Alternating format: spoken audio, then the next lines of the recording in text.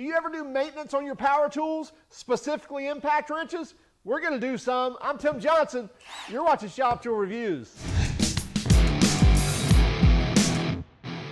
I did a quick Instagram post the other day taking apart, I believe it was one of these impact wrenches. In fact, I think it was this Milwaukee high torque.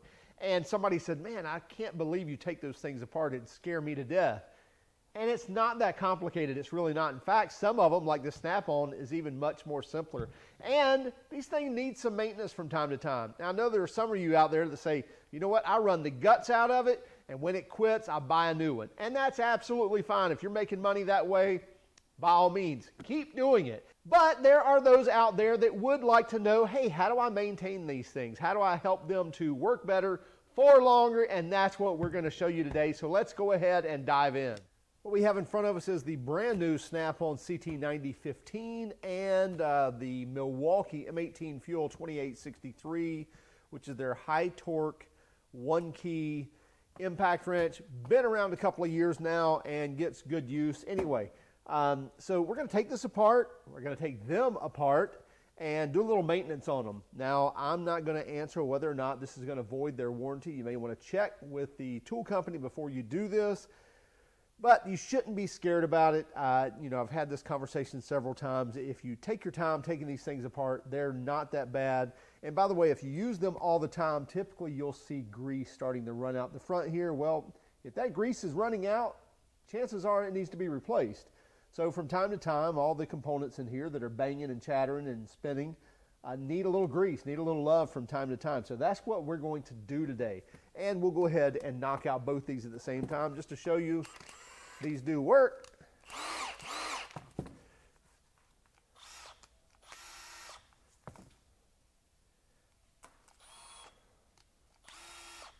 So anyway, so they both work. Let's go ahead and pull the batteries off of these.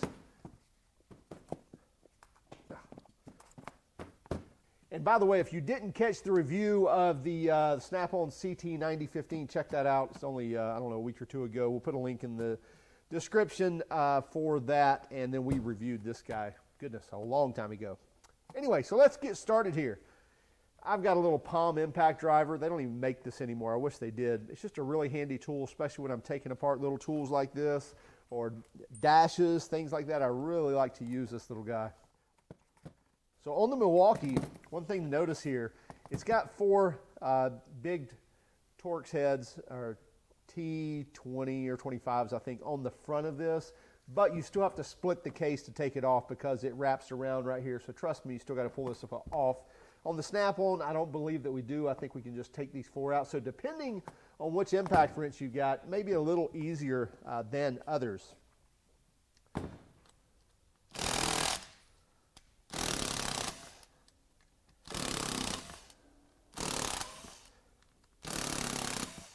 And as anything else, when you're disassembling something, just take your time when you're taking this apart and understand where things go. And you've got a phone. Take pictures of it if you need to.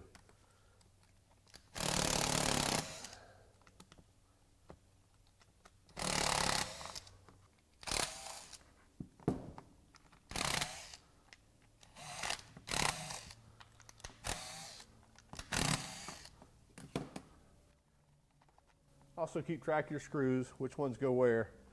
On the Milwaukee, the long ones are going to go down here toward the battery. And the rest of these should be about the same size. Okay.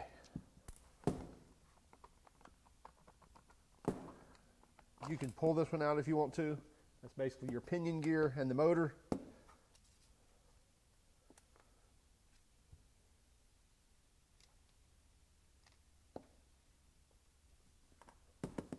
And then we need to separate the halves. But first, let's go ahead and pull out these larger Torx head screws.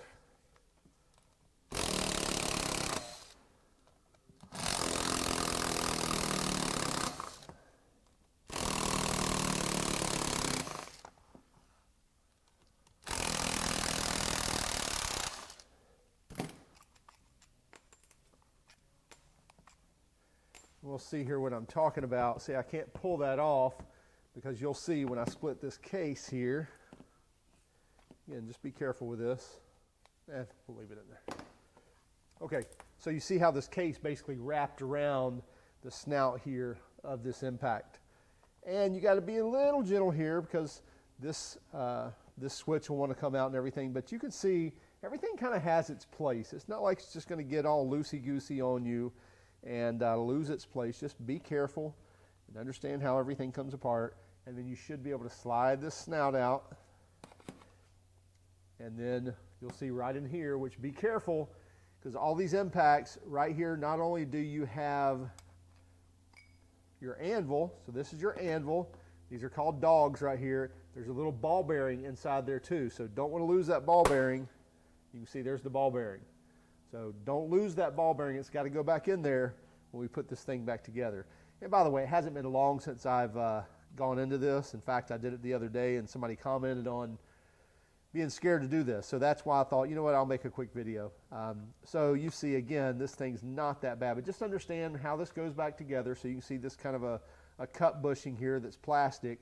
It goes in one way, it rides in that ridge. Don't put that upside down. So understand how all this goes together. On this case, there's no O-ring or anything, and that's why as it heats up, you'll see the grease kind of leave this bushing and kind of drizzle out the front here, and so that's why it's important to get this thing filled back up. Now there is a groove in there in that bushing that helps keep that greased as well, that retains some of that grease and continues to grease that anvil as you see on that ridge right there. Then as I pull this out, we'll see the planetaries. So here's our planetary gears, and there's a bearing. Just make sure all this is nice and clean and doesn't have trash on it. In fact, you may want to take some brake cleaner and, you know, just kind of clean all that out and wash any old grease off of it. Again, this thing's pretty clean because it hasn't been too long since I've re-greased this. But this is basically all your hammering that's going on. And I've explained this before in a video, but basically this is where the anvil actually rides in here. The dogs, these are called dogs, and as they ride on here and as the motor spins this big weight and hits this anvil, so it actually spins, hits this anvil, and when it can't move the anvil, then it overcomes this spring. The spring pushes and basically jumps over the next dog and then hits again, jumps over the next dog, and so forth. And that's why you hear the hit, hit, hit, hit, hit. That's those dogs colliding with this drum right here and then overcoming this spring and going on the next rotation. So again, all this needs to be nice and greased up. Don't load it up with grease, but make sure it's well lubricated. And then in here is your ring gear. So here's your planetaries, and it rides in there on that ring gear. And then this is much like a pinion gear that actually spins the inside of these planetaries that highly reduces the RPMs of the motor down to, I think this thing turns like 2,600 RPMs or something like that, or 2,500 RPMs. But that motor is turning much faster than that, and you're building power by that gear reduction, just like a rear end in your car, or transmission in your car, and then driving those dogs and driving that anvil. So that's really all there is to it. No sense in getting any further into this one to get it greased up. And you can go, you know, to great extent to argue about what type of grease to use. And I'm going to tell you, I'm just using some old General Grease here to grease up these gears. Number one, because as I notice it acting different, I take it apart and I grease it again. That's just how I am. Some people will argue, say, well, I'm going to, you know, run the snot out of it for years and replace it when it goes bad. And that's fine too. Hey, listen, if that's your mantra, if that's the way you want to do it, I do not have a problem with that. Just understand that they do have wearing parts in them and they will go bad. But I don't have a problem at all. Anybody just using their tools. They need to use their tools. That's what makes them money most of the time. But if you care about it, or maybe you're a homeowner or DIY type of guy that's working out of your garage and you want to take care of your stuff and you know it's not really making you money other than money you're saving, then by all means, keep it lubed up, keep it greased up, and let her eat.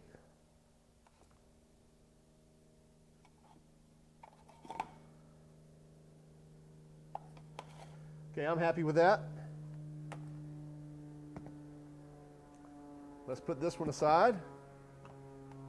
Let's open up the snap-on. This is brand new, by the way.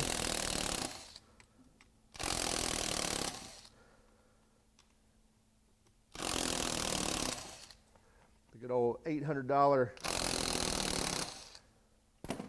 250 foot-pound impact wrench.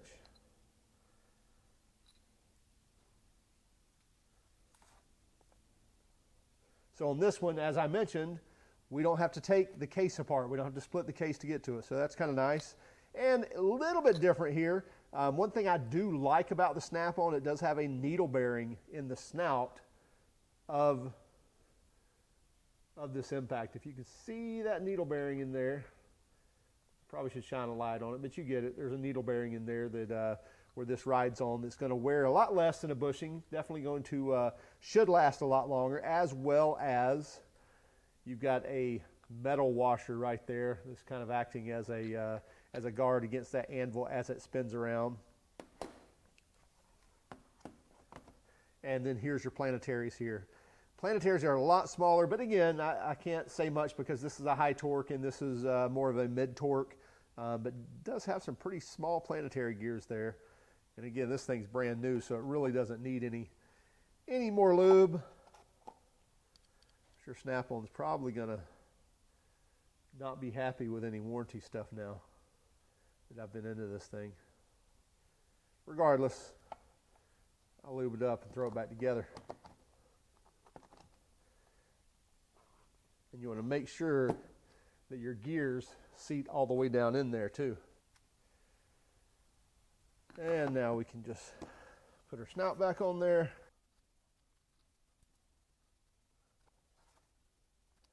And we'll lay that right there. Let's get the old Milwaukee back together. Sometimes you need to spin the planetaries to get those things to seat down in there. And that did very well. And what we can do, we can take a little dab of grease, put it right there, and put that ball bearing right there.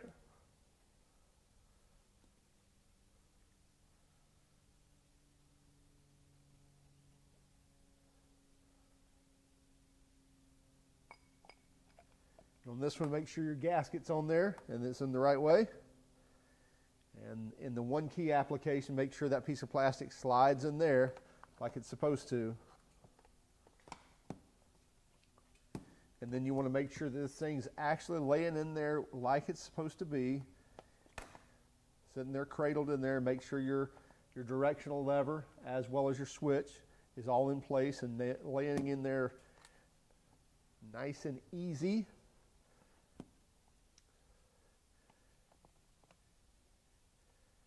And just make sure everything just kind of slides on there. And make sure the directional lever goes in there and that this is meeting up correctly and everything looks good. And before I run any screws in there, put a little grease on this guy. Probably already have plenty inside the unit, but why not, right?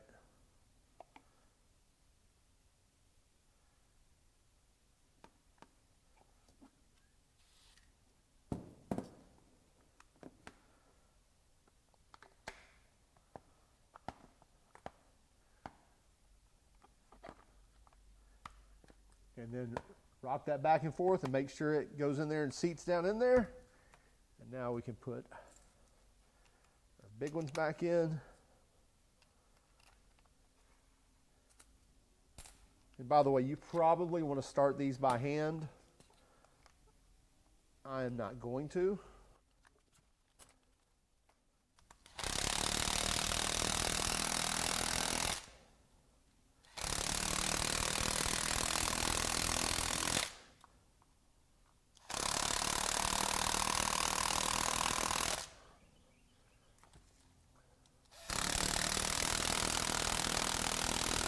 And I like to get them all snug before I really tighten them down.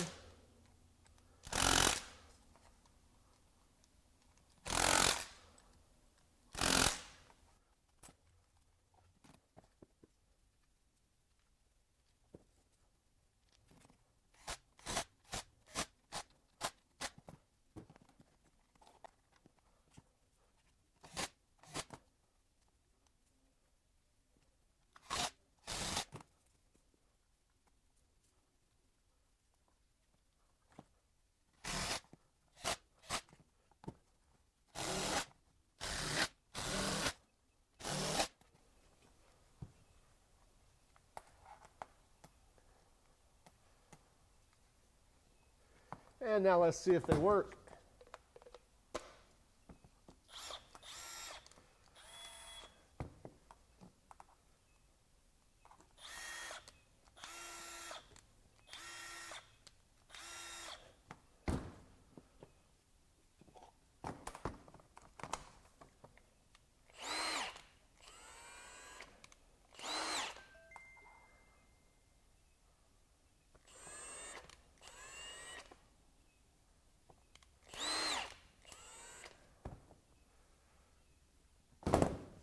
There we go. That's all there is to it. Not a lot of rocket science, just careful taking it apart, careful what you're doing, grease it up, put it back together, and you're good to go for another couple of years, or depending on how hard you work these things, or maybe you never want to do this. But there you have it. As you can see, there's really not a lot to it. Just kind of pay attention to what's going on. Make sure you're not dropping any ball bearings or springs. Most of them don't have springs in them, but make sure the gears stay intact. And make sure that you're seeing how things come apart and that you don't pinch any plastic or wires as you're going back together, and make sure you don't drop that little ball bearing that sits behind that anvil.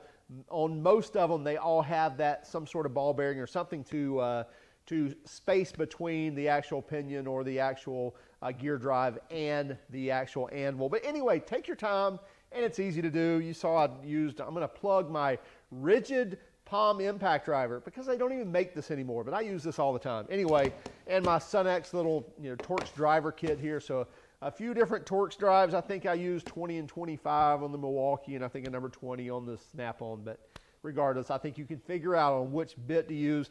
And I just use some general purpose grease to grease those things up with. People can argue all day long about what grease to use, but it really doesn't matter if you're keeping it maintained. There you have it. That's all I got to say. Worked really well. Now both units still work. No problems whatsoever. Hey, be sure to keep track of us on Instagram, Facebook, and Twitter. If you don't mind, would you hit that like and subscribe button if you haven't done so already? And by all means, if you hated our video, give us a thumbs down. But would you let us know in the comments why? Have a great day and keep smiling.